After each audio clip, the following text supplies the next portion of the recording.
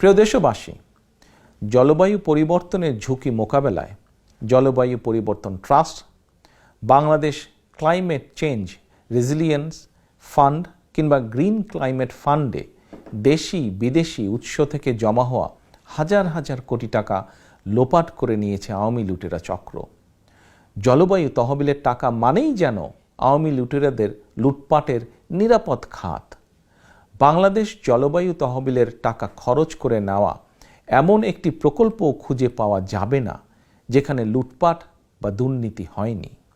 জলবায়ু তহবিলের ফান্ড পরিচালিত কমপক্ষে 60টি প্রকল্পের ব্যাপারে টিআইবি অনুসন্ধান চালিয়েছে এবং টিআইবি প্রতিটি প্রকল্পেই দুর্নীতির পুকুর চুরি খুঁজে পেয়েছে।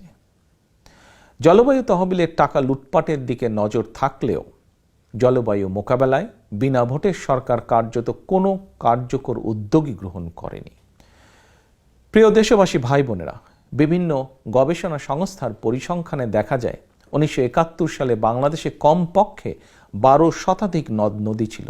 এর মধ্যে 5 শতাধিক নদ নদীর মৃত্যু হয়েছে।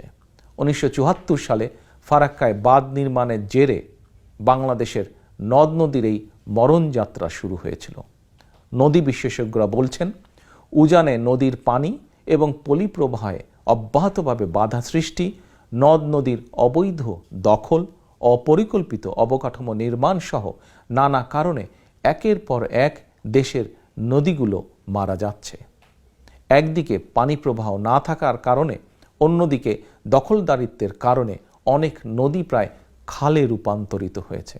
অথচ জলবায়ু মোকাবেলায় বাংলাদেশের নদ নদীগুলো প্রাণ সঞ্চারী ভূমিকা রাখতে পারত। মানুষের বেঁচে থাকার স্বার্থেই দেশের নদ নদী খাল বাঁচিয়ে রাখা প্রয়োজন।